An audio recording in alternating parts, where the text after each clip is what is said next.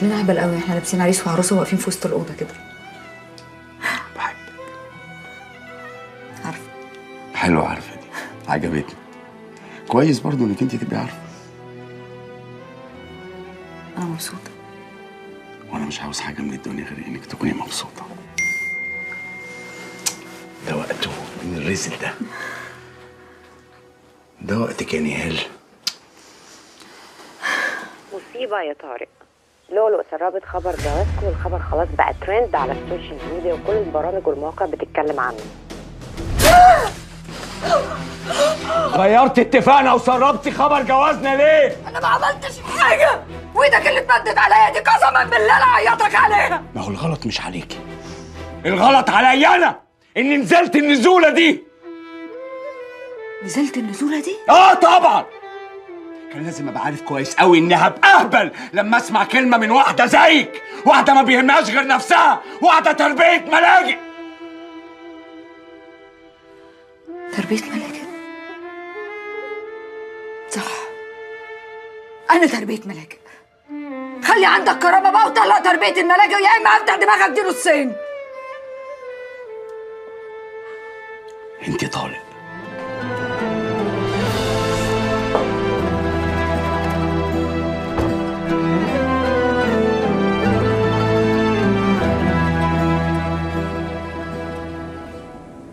حبيتك لاني معاك بحس اني مطمنه، وانا عمري ما حسيت اني مطمنه، لا ولا نايمه ولا حتى وانا صاحيه. دلوقتي بقيت ادخل فرشتي وانا عارفه ان في راجل في ظهري هيحوش عني لو الزمن غدر بيا. طول ما انا جنبك عاوزك تطمني، اوعي تخافي من اي حاجه ولا من اي حد. لولو انا ظهرك وسندك. صدقني يا عبد الكريم، انا ما اقدرش اقول لك اكد الخبر ولا انفيه. انت مش اول مدير تحرير يكلمني من الصبح واقول له نفس الكلام، صدقني.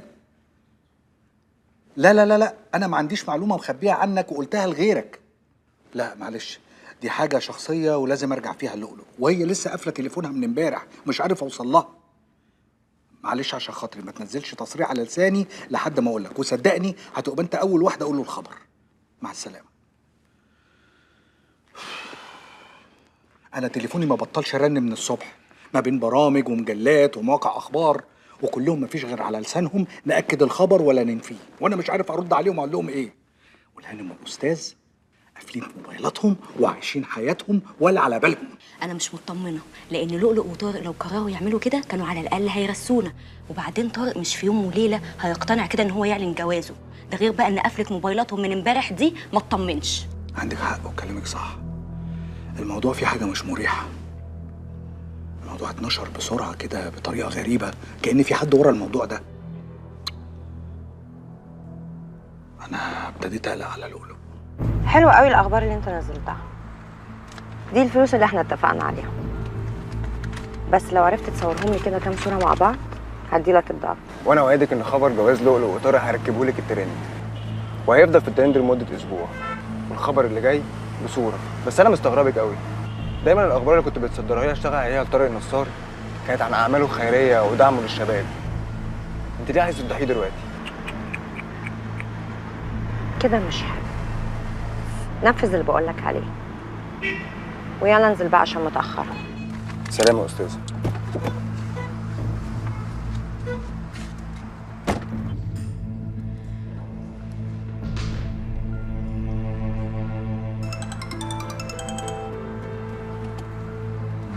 ايوه يا داليا. ايوه يا نهال. طبعا مش هسألك عاملة ايه، قلبي عندك. هو اللي حصل ده بجد؟ لا بجد، دي تسأليها لطارق. وبعدين هو انا خبيت عليكي حاجة؟ ده انا اول ما عرفت جيت لك لغاية البيت وحكيت لك واكدت لك، وقلت لك كمان دي مش اي واحدة، وان القصة مطولة شوية. بس يظهر بقى انت ما صدقتنيش. ماشي يا نهال، مع السلامة.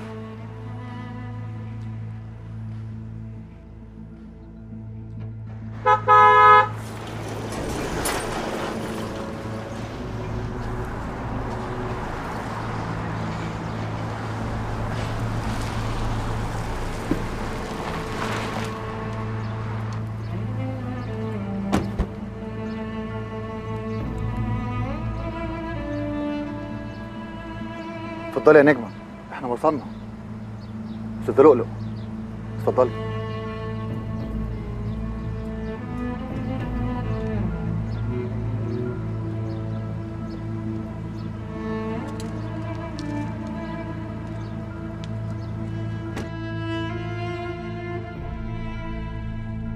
خضتيني عليكي. كنت فين يا لؤلؤ؟ قافله موبايلك ليه؟ وليه ما قلتولناش ان انتوا هتعلنوا جوازكم؟ وفين طارق؟ طمنينا يا لؤلؤ، ايه اللي حصل؟ طارق طلقني يا مجدي، طلقني وانا ما عملتلوش حاجه. طيب اهدي كده وفهميني ايه اللي حصل بالظبط. جات له رساله بتقول ان خبر جوازنا انتشر في كل حته، فافتكر ان انا اللي نشرت الخبر.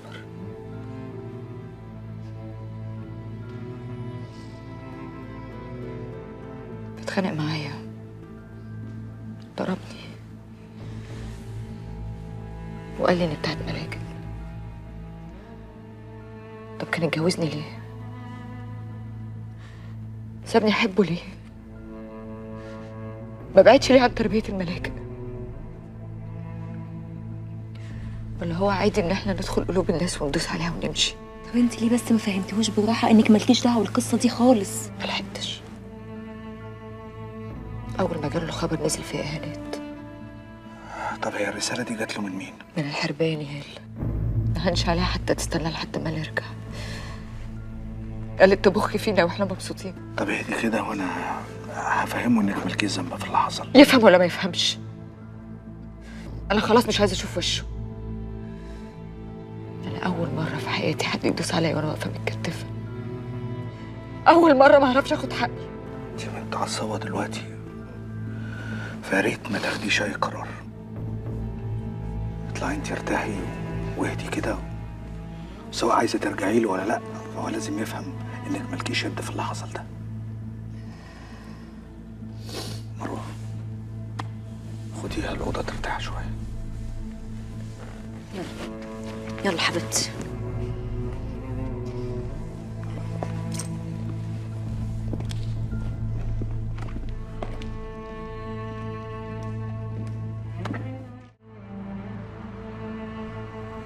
عاوزك تنزل خبر تكذيب عن لسان طارق نصار على موضوع جوازي من لؤلؤ في كل الجرايد والمجلات. تمام. اتفضل.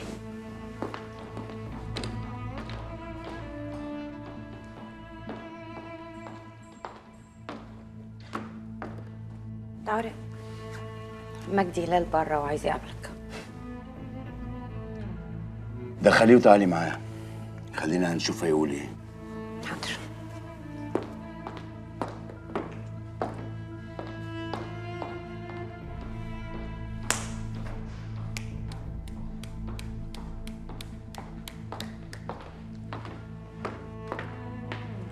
اللي عملته مع لؤلؤ ما ينفعش يحصل وانا موجود في حياتك. وانت مالك انت؟ راجل ومراته بتحشر مناخيرك ما بينهم ليه؟ وبعدين انت مجرد مدير اعمالها مش مدير شؤونها الشخصيه. قصدك اللي كانت مراتك، وانا مش جاي اتكلم بصفتي مدير اعمال لؤلؤ. لؤلؤ بنت جدعه وطيبه، وانا بعتبرها اختي الصغيره وما تعملش كده. ولو هتكلم بصفتي مدير اعمالها فانا اللي متواصل مع كل الصحفيين، يعني لؤلؤ معهاش نمره صحفي واحد، وكمان اكونت السوشيال ميديا بتاعها مش هي اللي ماسكاه. امال الخبر نزل لوحده كده يا مجدي؟ الخبر ده اتسرب للصحافه من حد منك، وانت مفيش حد حواليك كتير يا طارق. شوف بقى مين اللي عايز يفضحك. ولو لسه شاكك في لؤلؤ فما افتكرش كمان ان هي عايزه تفضح نفسها وتقول انها متجوزه في السر، وانت عارف الحركات دي بتزعل المعجبين. خدنا الكلام يا مجدي ونسيت اسالك تشرب ايه؟ لا متشكر، انا جيت اقول الكلمتين دول شهاده حق في واحده ما شفتش من جواها غير كل خير. سلام. هبقى اكلمك يا مجدي. تفتكر ان هل مجدي بيتكلم صح؟ لؤلؤ فعلا ملهاش اي علاقه بالصحفيين؟ فعلا هي ممكن ما يكونش ليها علاقه بالصحفيين، بس ممكن تسرب الخبر عن طريق اي حد غيرها. وبعدين هو مال مجدي محموق قوي كده ليه؟ انا عارفه ان هو شخص عملي، ماله بقى عنده احاسيس كده ليه؟ بس تصدقي ان هو لفت انتباهي لحاجه غريبه جدا.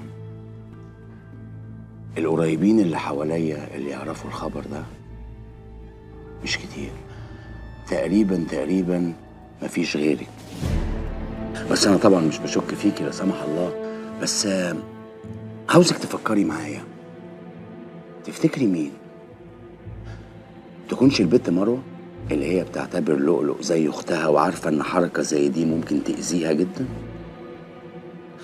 ولا تكونش لؤلؤ نفسها اللي هي ما غابتش عن عيني لحظه واحده وما شفتهاش ثانيه ماسكه الموبايل؟ احنا اساسا كنا متفقين ان احنا ما نمسكش الموبايلات. ولا يمكن يكون مجدي هلال نفسه اللي غامر باسمه وتاريخه عشان شغله مع لؤلؤ.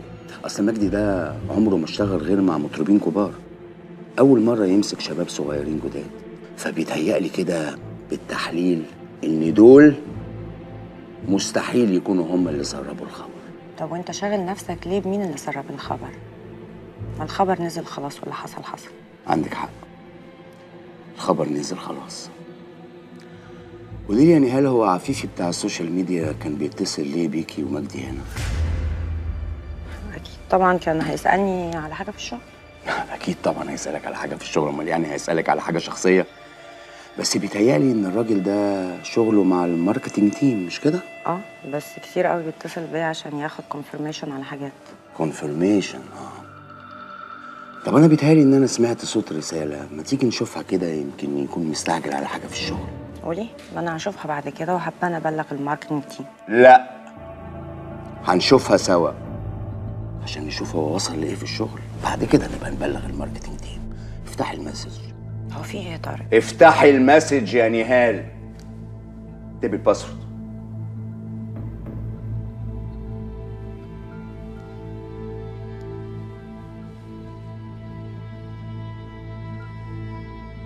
بقول لك يا نهال، لو زودنا المبلغ شويه صورة طارق مع لولو هتبقى عندك، بس 20 ده قليل قوي على صورة زي دي. فكري وردي عليا. هتردي عليه تقولي له ايه؟ انا مقدر موقفك طبعا وعذرك، اكيد يا حرام مش هتعرفي تفكري دلوقتي بعد الصدمه انك انت اتكشفتي، بس انا ممكن اساعدك. ممكن اقولك تردي عليه تقولي له ايه؟ قولي له الراجل اللي وقف معايا في حياتي من 20 سنة بضربه في ظهره، طارق نصار اللي مستأمني على حياته وعلى كل أسراره حتى على أهل بيته، بخونه، ببوظ له حياته. ايه السواد اللي انت فيه ده؟ للدرجة دي؟ للدرجة دي يا نهال؟ مش مستحملة انك تشوفيني سعيد ومبسوط؟ ليه يا نهال؟ انا امتى عملتلك حاجة وحشة في حياتك؟ يا شيخ قول ما عملتش ايه وحش في حياتي. حبيتك زمان وبعد كل اللي حصل بينا فجأة مع نفسك قررت ان ده مش حب. سبتني في مصيبة وانا صغيرة ولحد دلوقتي في مصيبة بعد ما خلفت، وبنتي كل يوم تقول لي احكي لي على ابويا اللي مش طايق اصلا يشوف خلقتها، واهلي اللي نفسهم يفرحوا بيا ما يعرفوش ان عندهم حفيدة كبيرة قربوا يزفوها. كل ده شايلاه وتقول لي عملت فيكي ايه وحش؟ يا بجحتك يا اخي. مش ممكن، التايم لاين كله ما بيتكلمش غير عن جواز طارق. انا طارق يعمل فيا انا كده؟ اهدي يا داليا، ما ينفعش تعملي في نفسك كده علشان واحده زي دي. دي مش اي واحده، دي الوحيده اللي اخدت طارق مني، وشكله كمان ماضي معاها عقد احتكار. اي واحده تانية كانت بتخش حياه طارق كنت ببقى عارفه انه يومين 3 وحرميها، لكن دي لا، دي حربايه عارفه عايزه ايه وبتخطط لايه. ما هو واضح كده من الكلام اللي انت بتقولي عليها والكلام اللي نهال قالته عنها ان البنت دي مش سهله. شكلها كده مش داخله حياه طارق علشان تتجوزه وبس، لا، دي من الواضح انها بتخطط كمان هتخلف منه امتى وهتاخد فلوسه ازاي.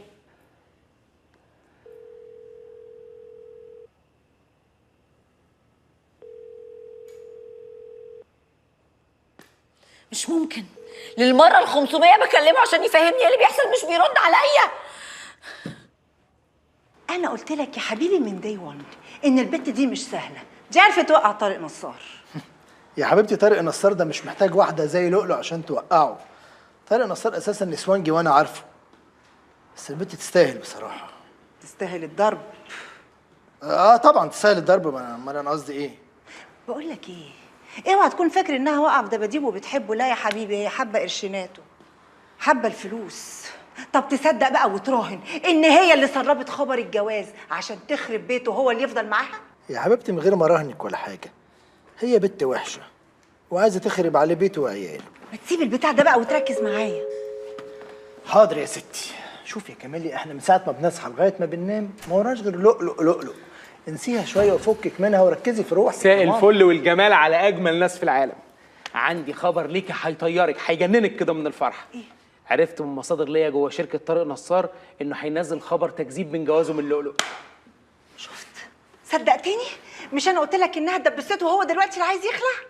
بس مش هو ده خالص الخبر اللي انت عايزه تسمعيه يا كوكي. انا عايزه اقول لك بقى ان انا جبت لك تاريخ البنت دي من ساعه ما اتولدت.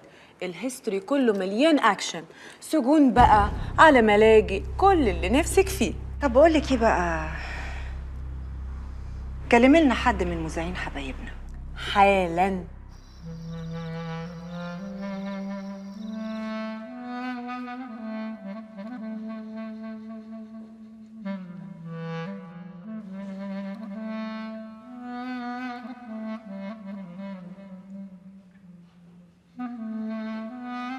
كل 5 دقايق اخبار جديده بتكذب جوازي من طارق. ما سابش موقع او جورنال غير لما نزل الخبر فيه. الدرجه دي كان مستعر مني. تحسبيهاش كده يا لولو، راجل متفق معاكي من اول يوم ان الجوازه تبقى في السر عشان خاطر ظروف. ما دي غلطتي اللي انا وافقت الاول ان انا اتجوز في السر وهو على ذمة واحده تانية. المفروض لو متضايق منها كان يطلقها بعيد عني. انا ماليش علاقه بالموضوع ده. برضك هقولك ان طارق بيقدرك ووقف معاكي من اول يوم عرفك فيه. هو المفروض بقى عشان وقف معايا اوافق على اي حاجه عملها او اي حاجه يعملها فيا؟ انت مش فاهم حاجه برضه. انا كل اللي فاهماه ان راجل بيعمل كل حاجه عشان خاطر يرضيكي، وعيني شايفه طول الوقت انه بيحبك. منين بيحبني ومنين عمال ينزل اخبار ما ملوش علاقه بيا؟ لكن لو شايفه صح يا مروه هتشوفي ان طارق شايفني حاجه تعره. انا مستاهلش كده. انا احسن من ناس كتير اتربوا مع اهاليهم. على الاقل انا كل السكاك الغلط كانت قدامي وانا ما اخترتهاش بمزاجي. ما كانش في حد يقول لي اعملي وما تعمليش. في الاخر يجي يعايرني ويقول لي يا تربيه الملايكه. عملت ايه في حياتي يا عرو؟ يا حبيبتي انتي تشرفي بلد. اهدي بس كده وبكره تعرفي قد ايه انتي غاليه عند طارق. لا يا مروه، انا عمري ما كنت غاليه عند طارق. انا رخيصه قوي بالنسبه له. انا عمري ما شفتك رخيصه.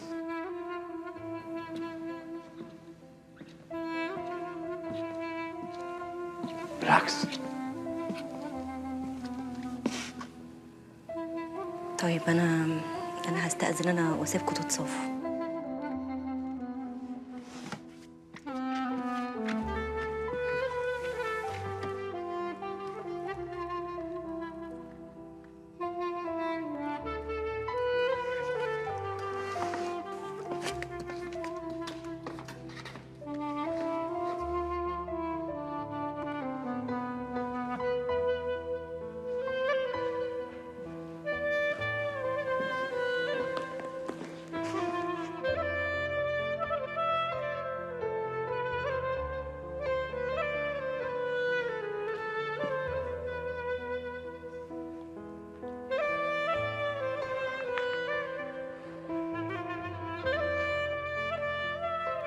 أنا غلطت في حقك. غلطت جامد. بس لو فكرتي شوية بهدوء وبعقل هتلاقي إن ليا عندك كتير قوي يخليكي تسامحيني.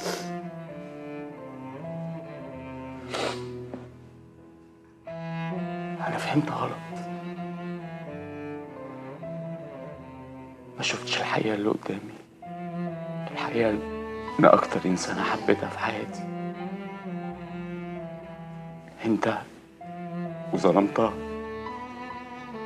بلوم نفسي في كل لحظة. كنت بتمنى يوم ما اتجوزنا اننا ما نوقفش الوقفة دي قصاد بعض. يا لؤلؤ، انا الضغط اللي كان عليا في الشغل الفترة اللي فاتت كان رهيب. انا ما كنتش باجي احكي لك، بس انا كنت في ضغط نفسي جامد قوي. انا عارف ان مفيش اي مبرر ان امد ايدي عليك، ولا في مبرر ان انا انطق كلمة واحدة من الكلام السخيف اللي قلته. عشان خاطري سامحيني، انا عمري ما طلبت الطلب ده من حد. سامحيني.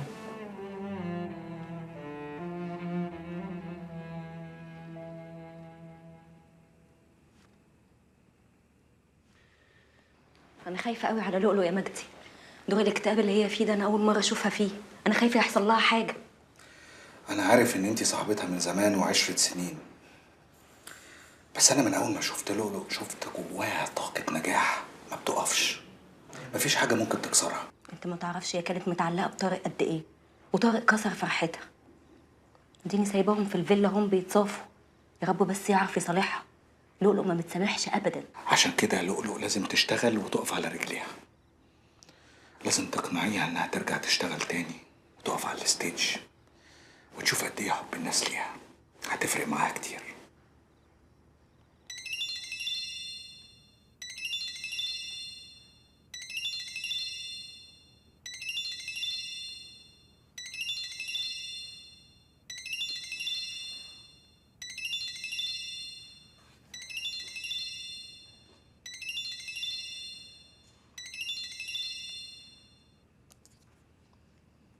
انت فين يا طارق؟ صحيح اللي انا بسمعه ده؟ انت اتجوزت لؤلؤ؟ رد عليا يا طارق، اتجوزت لؤلؤ؟ لا يا دودي يا حبيبتي، انا مش طارق، انا لؤلؤ. جوزك نايم جنبي. تحب اصحيهولك؟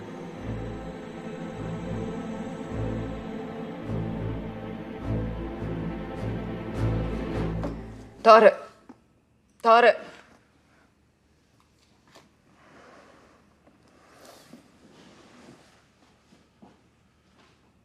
المدام عندك في البيت اتصلت ورديت عليها.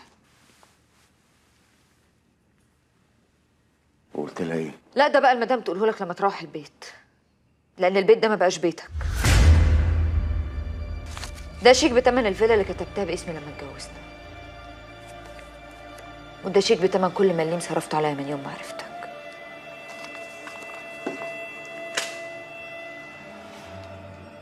اطلع بره يا طارق، اطلع بره يا طارق.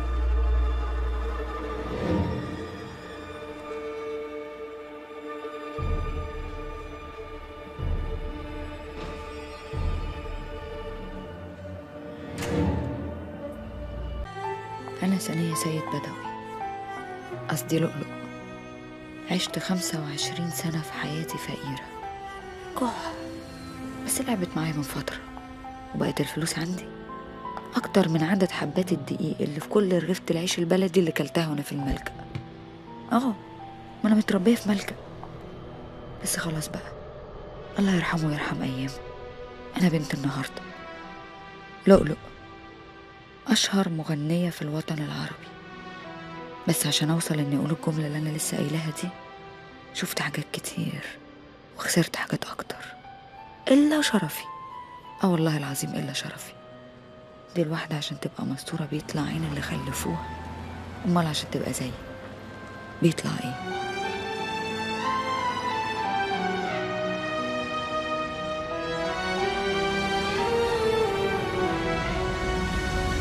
خير، لؤلؤ المفروض تطلع على الاستديو من ساعتين والجمهور عامل مشاكل، ومستر عزت الشامي قافش. ولا عزت الشامي يهدى، الا ما يتاخر على الجمهور دي لؤلؤ، ولو عنده نمره تجيب له ربع الجمهور اللي بره يتفضل يمضي معاه.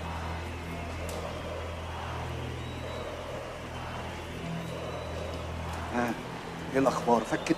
هبت فينا كلنا وطردتنا بره. نصيحة مني ما تخبطش على الباب، لأن أي حد بيخبط عليها بفلوسه. خليك في المكياج اللي أنت فيه.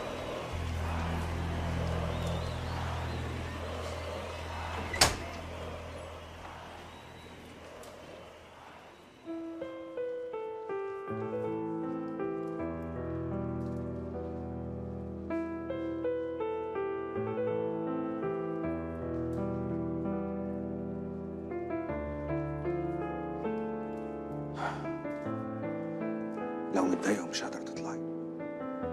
يلا بينا نروح حالا وطز في الحفله واللي عملها. انا لما خدت الحفله دي ما بصيتلهاش على اني مدير اعمالك.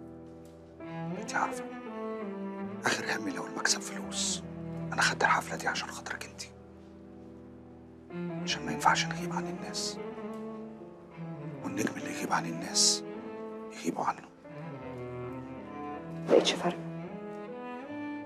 شبعت تسقيف ونداية باسمي، شبعت حب من اللي معرفهمش. لازمته ايه لو من غريب؟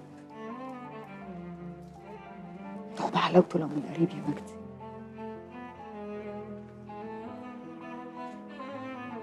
مبقتش عارفة انا ثانية سيد بدوي، البت اللي اتربت في ملجأ، اللي كانت بتكذب على الناس وتقول لهم انها مش عايزة تتعشى عشان ما تتخنش،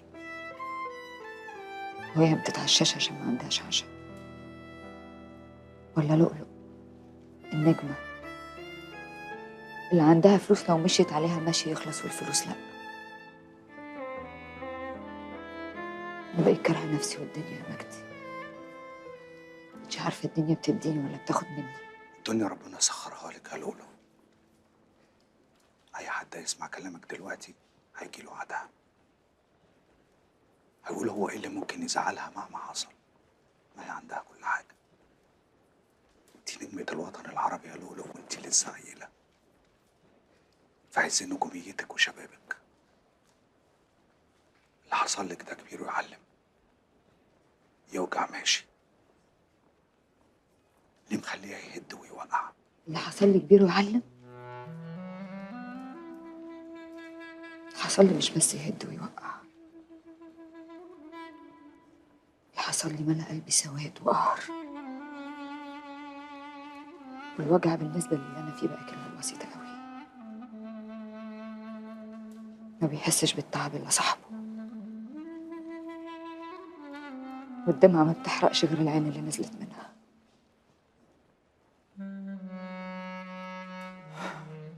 أنا بخاف عليكي خوف انتي عارفة كويس. أنا بعمل دايما لمصلحتك، وأقول الحق وحتى لو زعلك. كده بتموتي نفسك، يا إما هتعيشي بس من غير روح. أنا عايزك تدوسي على اللي فات، عايز أشوف لؤلؤ اللي أعرفها، اللي الدنيا ما تقدرش عليها مهما عملت. قدرت يا مجدي، والله قدرت عليا.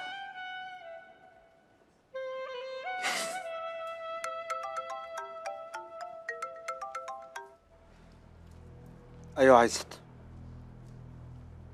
عايزت ممكن 5 دقايق وارجع أكلمك؟ في ايه يا عزت يا شامي؟ عامل هيصة ليه؟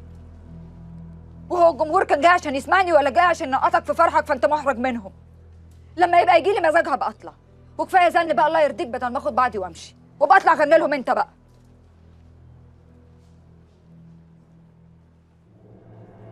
هطلع على المسرح دلوقتي يا مجدي، بس وشرف امي لطلعهم هم كمان على المسرح واحد واحد، وخلي الدنيا كلها تتفرج عليهم ولا أراجوزات السيرك.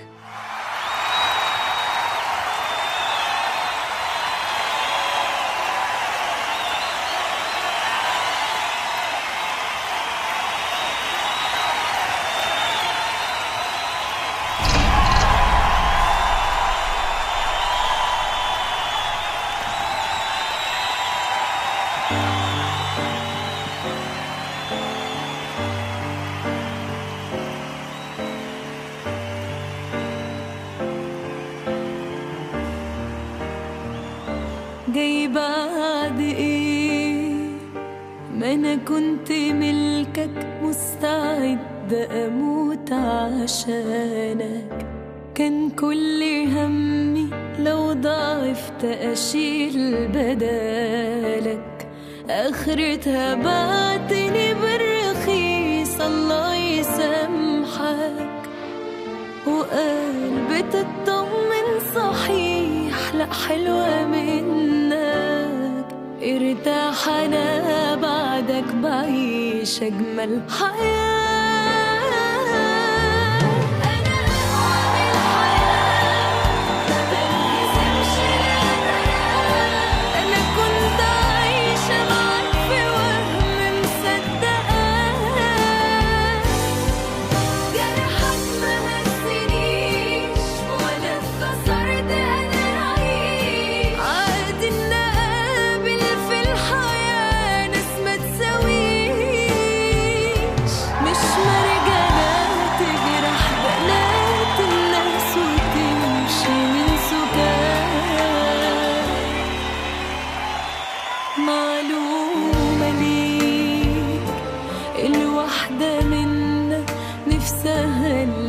تبقى تحس أبوها أمنها تتسند عليه، مش حد مستهتر ضعيف وأناني زيك، وكفاية كنت معايا واقف زي ضلك. ارتاح أنا بعدك بعيش أجمل حياة.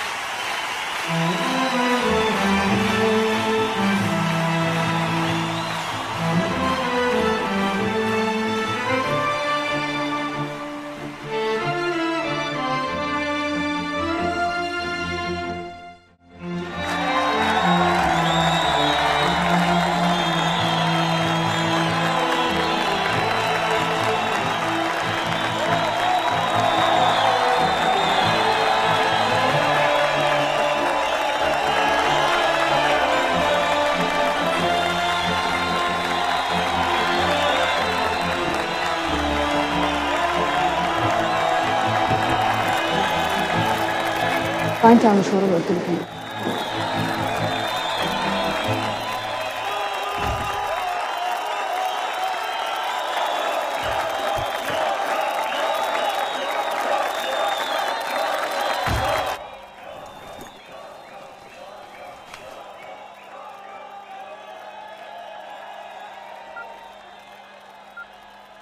أنا أقوى من الحياة، كنت بتغنيها لي.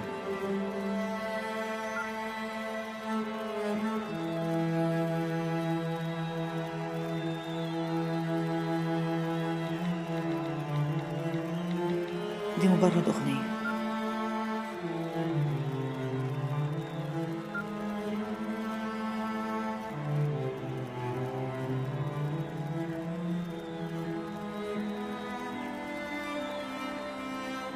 لولو أنا بحبك. بحبك يا بدر.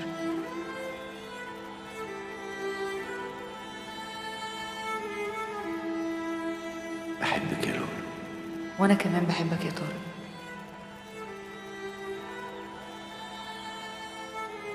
اطلع يا جمال.